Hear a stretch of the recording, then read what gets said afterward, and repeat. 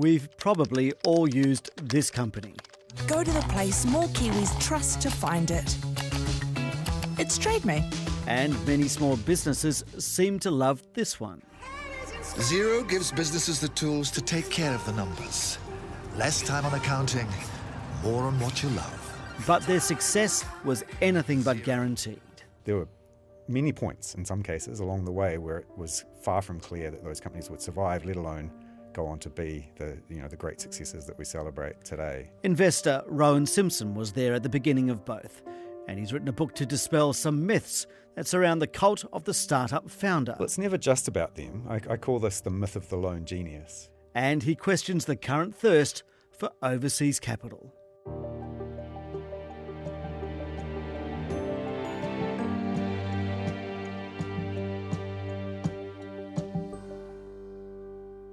Welcome to the NBR Podcast. I'm your host, Simon Shepherd. Rowan Simpson was the third employee at TradeMe. It was sold for $750 million. He invested early in accounting software company Xero, now worth 20-something billion. He was also in Vend, sold for $350 million US, and Timely, $140 million.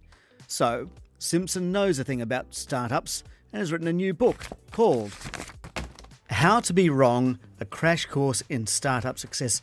Rowan Simpson, why did you choose that title? It's not an obvious title, is it? No. But there's really only three ways to be wrong. So, Okay. so let's run through them. Okay. The first way to be wrong is to not ever ask the question. So not even to measure your results and sort of inquire to the outcomes.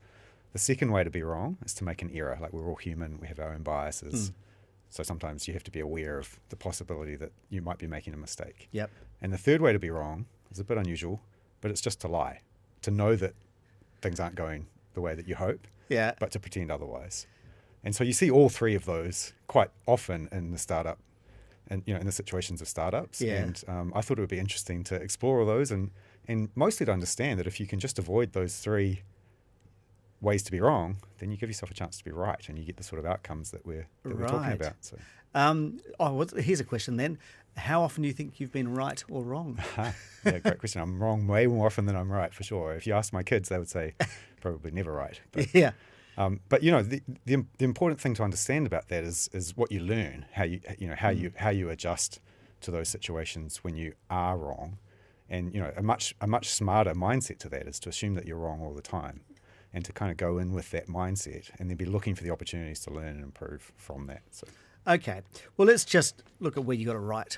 Okay. So you've been in the startup ecosystem for more than 20 years. And it started with like employee number 3 at TradeMe. That's right, yeah. Where you sort of were the web developer, is that right? I was the original software engineer, yeah. Yeah. So, I like to say I was the first employee there who wasn't a Morgan. So, So huge success. I like this story out of this. You got involved because not only did you know Sam Morgan, but you were building a flat hunt website. that was my own startup. Yeah. So I started a site called flathunt.co.nz, which was my sort of response to the .com bubble, I guess, and worked on that briefly. It never really fired as a business, if I'm honest with you. So perhaps more of an example of being wrong than right. But yeah, that led to the opportunity, I guess, to start working part-time at TradeMe originally as a software engineer and helping to build that site out in the very early days. Yeah. And so you, it cost $10,000, and then that $10,000 was, bought by TradeMe, and you were brought on board. Yeah, I guess I invested about that much. Yeah. Those were my savings at the time, I Yeah. guess, in getting that flat hunt business started. And then, after a while of working at TradeMe, they decided they would like me to work on it full time. And so we came to a deal where they acquired Flat Hunt, which Yeah. eventually was rolled into TradeMe Property many years later. But yeah, it was, then I became part of the team and I was all in. And on by the TradeMe. time TradeMe was sold for $750 million, that $10,000 turned into $30 million. Is that correct? Yeah, tens of millions of dollars. Tens of But millions of dollars, yeah. I mean, that's in some ways the least interesting part of that, though. The number there obviously is huge and Yeah. consequential for me, but that led to the opportunity for me to invest in Xero, which itself led to the opportunity for me to invest in Vend and Time and many other businesses. Yeah, so let's just talk about those. Xero is now a $20 billion company, but you were there in the early stages. And then you invested in Vend, which is the online software sales Point of sale systems. system, sold for 485 million. And Timely, which most people probably don't realise what It's Timely certainly is. the less known of those four, so for sure. what was Timely? So Timely is a booking platform for health and beauty businesses. So Yep. all these businesses that take bookings by the hour, it's the software that allows, runs those businesses for them. So another Kiwi successful SaaS business, I Yeah, suppose. Like and Xero and Vend. recently sold for around 100 million. We don't know the exact. Well, you know the exact amount. I know the exact number. But you can't tell me that, can you? Well, you'll have to read the book, Simon, to Okay. find that exact number out. But yeah, it was, I missed it was that number in the book. It was actually yeah. sold around the same time as Vend. So Yeah. in 2021, we Yeah. exited that business. All of those businesses, really, was it obvious that they were going to be successful? Not at Or all. is that a In myth? fact, I mean, I intentionally started this book with the 4 stories of those, breakout success companies, and the moments where they all nearly died, their near-death experiences. And so, in some ways, that's one thing that all 4 of those stories do have in common is that there were many points in some cases along the way where it was far from clear that those companies would survive, let alone go on to be the great successes that we celebrate today. And often those stories aren't told. Those are the bits that get airbrushed out of the narrative around these companies. And from my perspective, those are the most interesting parts of the stories. It's wonderful to talk about, when the day we sold TradeMe to Fairfax or the day that Vend was acquired. Those are beautiful days, don't get me wrong. But in many ways, like for people who are working on their own startup, understanding the days that were hard and the things that we did wrong and how we responded to those and how we corrected for those mistakes is way more interesting and way more useful. So that's what I've tried to write about. Yeah. So, I mean, there is this myth that, there is this eureka moment and the path to glory is set from then on. Not true. It's definitely not true. I mean, Flathunt, you asked about that. Like Flathunt emerged like very slowly and very messily over several months. Yeah. It was far from one day I had this amazing idea and the next day was a multimillionaire. It's like the steps in between are the interesting parts of that story. Let's go back to TradeMe. There's a common perception that Sam Morgan did it by himself. And true, the original project came from him. This is Morgan talking about how it came about when he was learning to code. At that point I thought I really need to learn how to code really properly, so I sort of need a project. And so I went, so I kind of looked around, what am I going to do? And I ended up building TradeMe. Of course, there's a lot more to it. So you've sort of discovered, outlined 7 myths in your book, right? And we talked about no eureka moments and no overnight success. Another one I want to talk about, and that's from the outside. This is this narrative that celebrates the founder or founders who had a vision, ended up selling for hundreds of millions. But it's not always just about them, is it? That's another myth, that it's always about the founder. Well, it's never just about them. I call this the myth of the lone genius. Right. Because often with these very successful companies, we attach one name to them. So Xero is Rod Drury, TradeMe is Sam Morgan, and that tends to become the narrative of the company. So people imagined Sam in his bedroom building TradeMe all by himself. And of course, that's not the reality. The reality is a large team of people with wide range of skills that are building these companies. And so I'm not sure that it really serves us to focus just on one person all the time.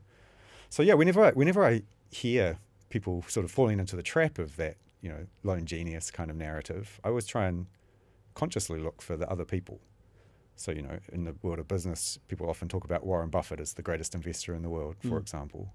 And very few people ever mention Charlie Munger, his long-term collaborator. So all of his great investments were made in partnership, at least with one other person. And like finding the stories of those other people and what they contributed to that is often much more useful. First of all, why do you think that happens? That narrative around the sole genius happens? Yeah, I mean, I think for same reason a lot of these myths develop. It's kind of a simpler story. It's a cleaner story. And the reality of what actually happened, like having been inside these companies, on the ground and understanding firsthand, is always much more messy, much harder to describe. So, journalists like you will ask, where did you get the idea for a company? And you're really looking for a short soundbite that can sum it up in one sentence. The reality is it's always complex and messy and hard to describe, hard to succinctly kind of summarize. And so the shorter summaries, which are often not quite true, often Airbrush narratives. narratives, end up being repeated over and over again, and we've sort of lost then the actual story. So who also loses out then? Is it the quiet ones that you talk about? So yeah, I talk a lot in the book about the quiet ones, and it's one of the delightful things actually about being able to write this book is being able to tell some of the stories of those other people. So I'll give you a great example. Sure. Most people who have followed the TradeMe story have heard of Sam and know Sam's story or think they know Sam's story. Almost nobody will have heard of Jessie Morgan, his sister, who was employee number one before me, who was just as influential and consequential to the success and outcome that we had at TradeMe. She ran the operations team at TradeMe for many years, right through to the sale. Right. And is basically unknown and unspoken of. So yeah, being able to tell the stories about some of those other folks and what they contributed is part of the fun of this book, I think. Okay. All right. I just wonder whether we go back to another, not necessarily one of your identified myths, but one of those perceptions is that if you are in a startup, it's best to just try stuff, fail fast. Yeah. What do you think about those ideas?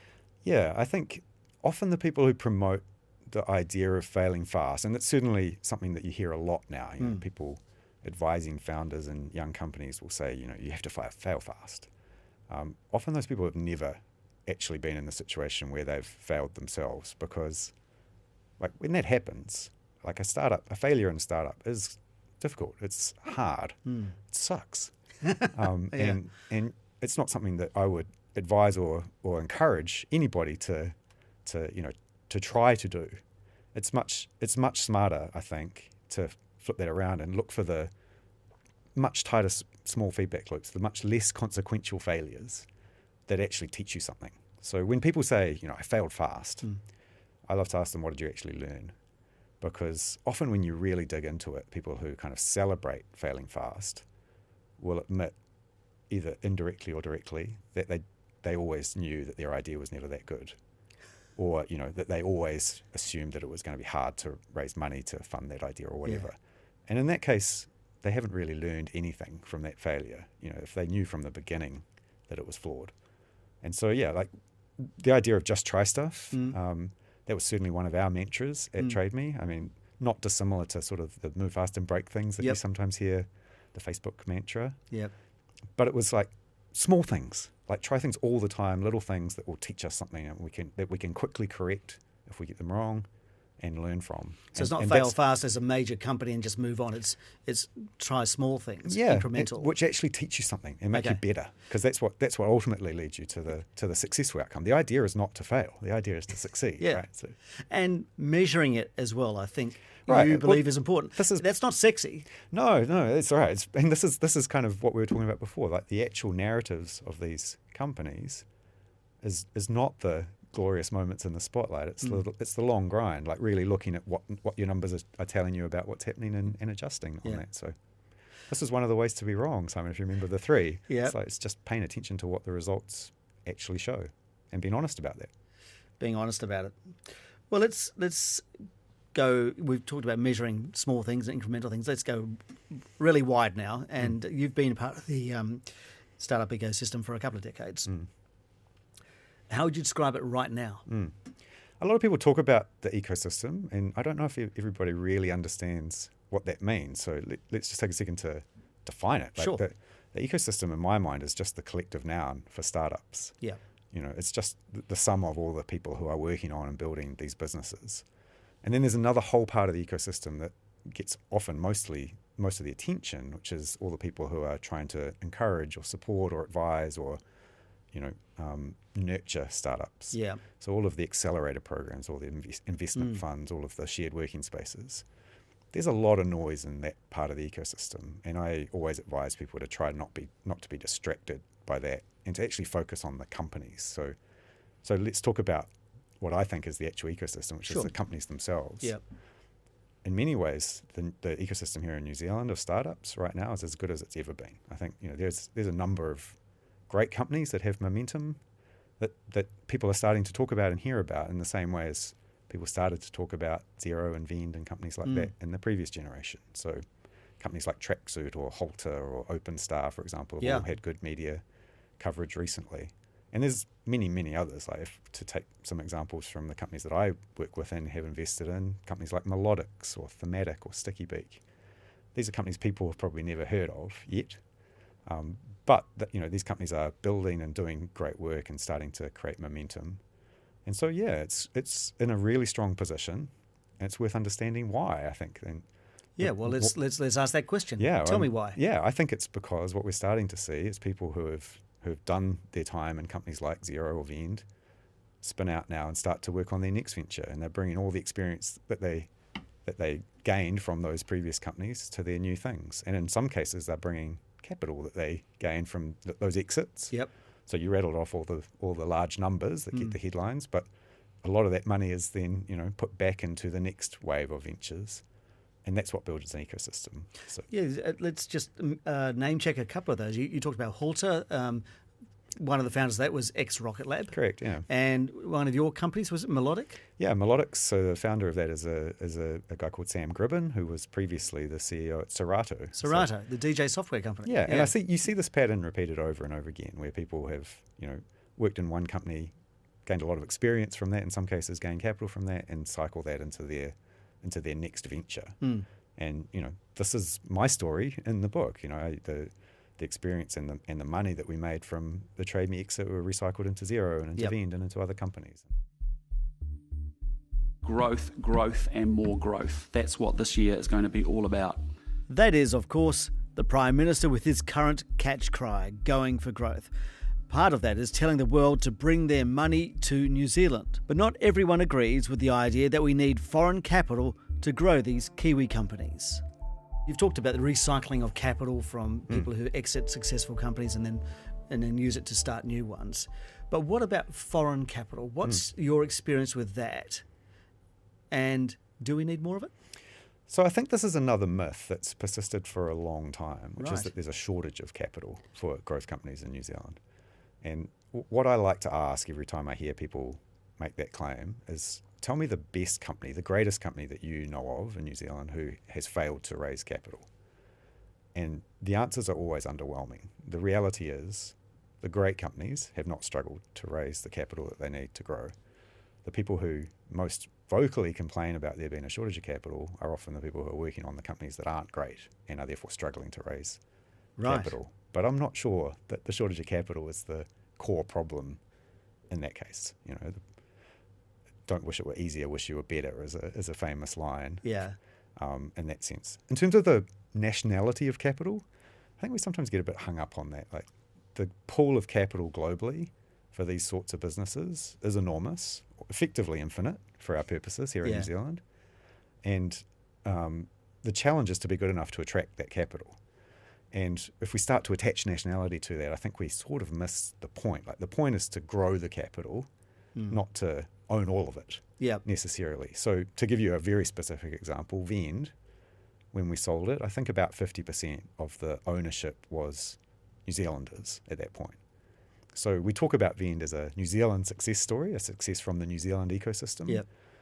But it's just as much a success of the Australian ecosystem or the German ecosystem or the So Singaporean it was ecosystem. owned 50% out of New Zealand. By offshore investors. And those investors helped make that company great. And that's a repeated pattern again. Like Xero has attracted a lot of international capital over the years. So I think the idea that we need to hoard our ownership in order to be more successful, I would challenge that. Okay.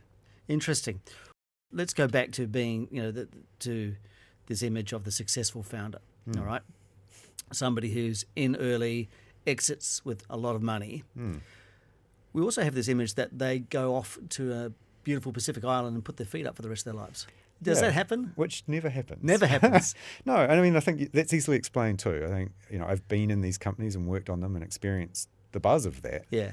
It's very difficult to imagine coming out of that and doing nothing. Right. I think the sort of person who's attracted to work on this sort of business and make them successful is the sort of discontent person who's always going to be looking for the next opportunity. So it's about fixing problems. I mean, I guess, what drives you to do it again and again as you have? I mean, what was your motivation? Yeah, it's a great question. I mean, when we sold TradeMe, I was 30 years old, and 30 years is too young to retire unless you're an All Black, I think, in New Zealand. So for me, I still had a lot of things that I needed to prove to myself and to other people. And, for me, becoming a great investor was the next big challenge. I've written about that. But yeah, I think, if we think about it in the broader sense, it goes all the way back to the sorts of things that Paul Callaghan was talking about, 15 years ago. Now, in terms of, he correctly identified back then that this is how we improve our prosperity collectively. More of these sorts of successful companies will help us have better schools and hospitals and all the things that we want. And so that's what I've tried to do in the book, is to kind of bring it back to that and explain that it's not enough to just want that. Like, you actually have to do the work to create these companies. And that's not just about, waving the magic wand. It's actually the long, hard grind of building those companies. So yeah, hopefully what I've written will give people an honest insight into what that actually takes, what it's like to work on those companies, because it's a buzz. As I say, it's addictive. And yeah, if we can convince more people to work on and invest in these sorts of companies, then that will actually create the outcomes that we want. And that wraps up this episode of the NBR Podcast. You can find any social media clips used in the description. Thanks to content producer Jake Latham and creative director Michael Hickmott. For early access to new episodes, subscribe at nbr.co.nz or get access a week early on Spotify with a podcast-only subscription. Next up, it's the earnings season. What are the company results saying about how the economy is faring? I'm Simon Shepherd. We'll catch you then.